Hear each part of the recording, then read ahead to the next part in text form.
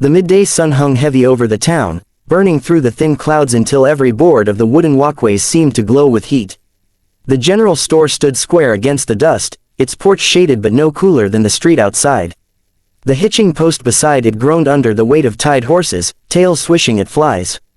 James Dalton stood there, hat pulled low, a man shaped by the land he worked, broad-shouldered, face weathered, hands too calloused to look idle even when resting. He had posted his notice only that morning, neat handwriting carved in dark ink on a single sheet, pinned carefully to the porch post so it could not blow away. Now he leaned against the post, half expecting the sign to go unnoticed, or worse, ignored. A ranch cook wasn't glamorous work, and the last few he'd hired had fled after a week, muttering about long hours, no gratitude, and bellies too demanding to satisfy. He had resigned himself to disappointment when a figure stepped into the bright street, moving slowly, almost carefully, like she carried the weight of the world on her shoulders. At first he thought it was a trick of the heat, but no, there she was, a woman, tall enough to meet his eye though thinner than good health ought to allow. Her dress was simple, faded to a soft gray from too many washes, patched at the elbows and hem. She wore no jewelry, only a scarf at her throat to keep off the dust.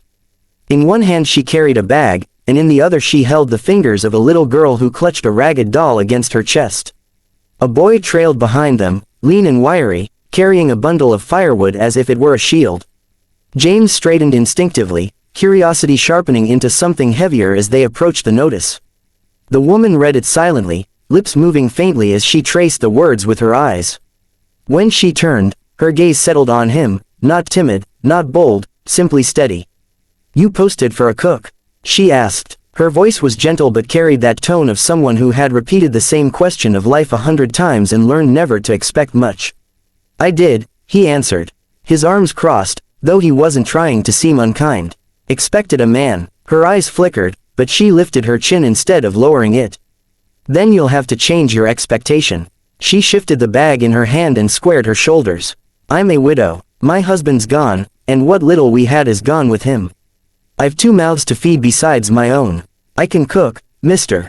Dalton. I can bake bread that won't break your teeth, and I can stew beans 3 different ways so you won't tire of them. I can stretch flour when there isn't enough, and I can make a meal fit for 20 ranch hands out of scraps and will." She paused then, breath hitching only for a second. "All I ask is a fair wage, and shelter for my children." The boy tightened his grip on the firewood, eyes sharp with a mistrust that seemed far older than his years. The little girl pressed into her mother's skirts, half hiding, half daring to peek out at the stranger. James felt an unexpected ache in his chest. He remembered too well the hunger of his own childhood, the fear in his mother's eyes after his father's death, when keeping the ranch together had seemed impossible. He studied the widow now, not the tiredness in her frame but the stubborn pride in her stance. "This ain't easy work," he said after a beat. "Ranch hands eat like wolves, and they don't like waiting. You'll be up before dawn, still working after dark. In this place," he gestured vaguely at the hills rolling beyond town, where his ranch stretched wide and wild. "It's no place for little ones running underfoot." "They won't be underfoot," she said quickly, almost fiercely. "My boy can fetch water, carry wood, clean stalls. My girl," she glanced down at the child and smoothed a hand over her hair. "She keeps close, quiet. We'll do what's asked. All we need is a chance." The air between them thickened with silence, heavy enough to drown out the creak of wagons and the distant hammering from the blacksmith's shop. James stared at her, measuring, weighing. This wasn't what he had planned. A woman, 2 children, it meant complication. Yet the longer he looked, the more he realized she wasn't pleading. She wasn't begging. She was offering what strength she had left, and daring him to see it for what it was. His jaw worked. He drew in a breath, slow and deep, and finally gave a single, deliberate nod. "Bring your things," he said. "The bunkhouse kitchen's waiting." Relief washed over her face, but she masked it quickly, straightening as though to accept victory with dignity. She touched the boy's shoulder, reached for the girl's hand again, and together they stepped into the sunlight at his side. They followed him toward the waiting horses, their shadows stretching long across the dust.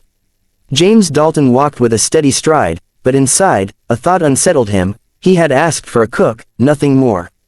Yet as the widow and her children moved beside him, he felt a stirring deep down, a whisper that maybe, without meaning to, he had asked for something else entirely. By the time the sun dipped low and shadows stretched long across the fields, the Double D Ranch was alive with the noise of cattle being driven into pens and the tired shouts of men returning from the range. The day had been hard, dust clinging to their clothes, sweat streaking their faces, and every man thought only of food and rest. They expected little more than the usual: half-burned beans, coffee bitter enough to scrape the tongue, bread that could dull a knife blade. None of them gave much thought to the widow who had walked in with her 2 children at noon, following Dalton as if she had always belonged.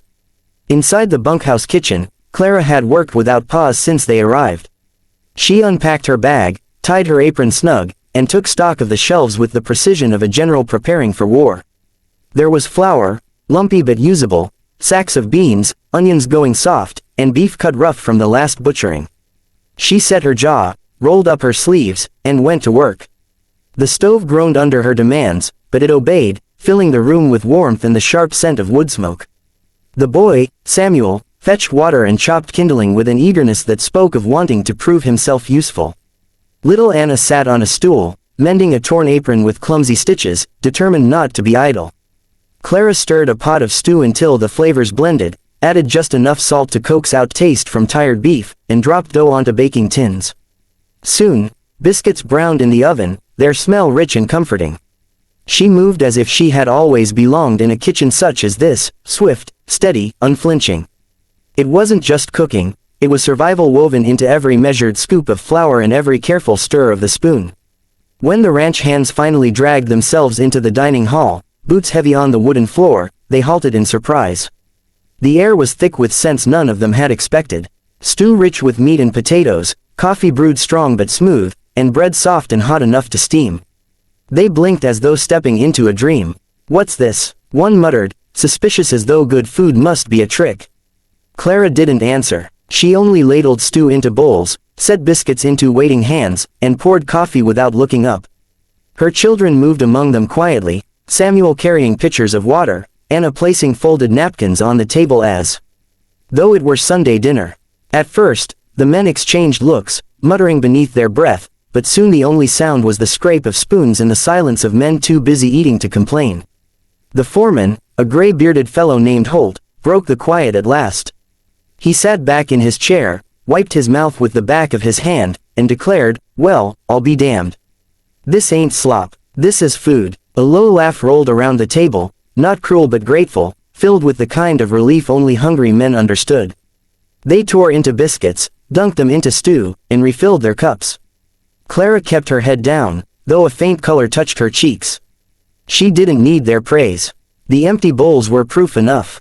From the doorway, James Dalton watched. He leaned against the frame, arms crossed, eyes sharp but softened by something he didn't expect. He had seen plenty of men and women pass through the ranch, but never anyone who took a place so quickly, so quietly, and made it hers by the simple act of feeding others.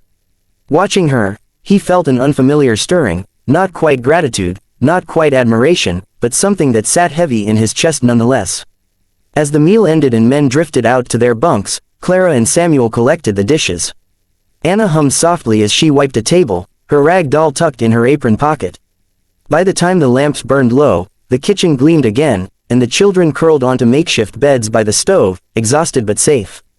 Clara sat in the quiet, needle in hand, patching Anna's dress beneath the soft glow of lamplight. Her hair had slipped loose from its knot, strands framing her face, and her shoulders slumped with weariness, yet she kept stitching, steady as ever. Dalton stepped inside then, boots quiet on the wooden floor. "You handled him better than most men I've hired," he said, his voice low but carrying. Clara didn't lift her eyes from the fabric. "A man's no different than a child when he's hungry. Feed him, and he'll keep his temper." He chuckled, a sound rare on his lips. True enough. He moved closer, pausing by the table where the lamp flickered. For a moment he said nothing, only watched the steady rhythm of her hands. "You did good today, better than I expected. You've got a place here, if you want it." Her needle stilled, thread glinting in the light. Slowly, she raised her eyes to his, and for the first time that day, her guarded look softened. "We want it," she said simply. The words settled between them with a weight heavier than any contract. She wasn't only speaking for herself but for the children already asleep in the corner, for the life she carried on her shoulders.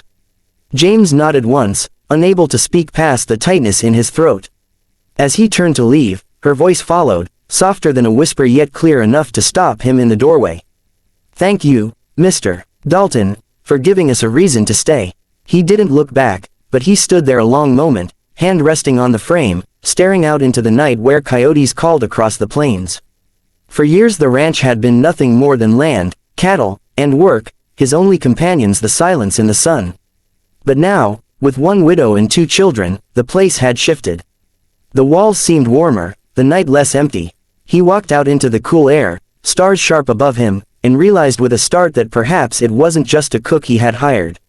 Perhaps, without meaning to, he had let something else into his life entirely, something he had thought long gone, something he had never dared to seek again.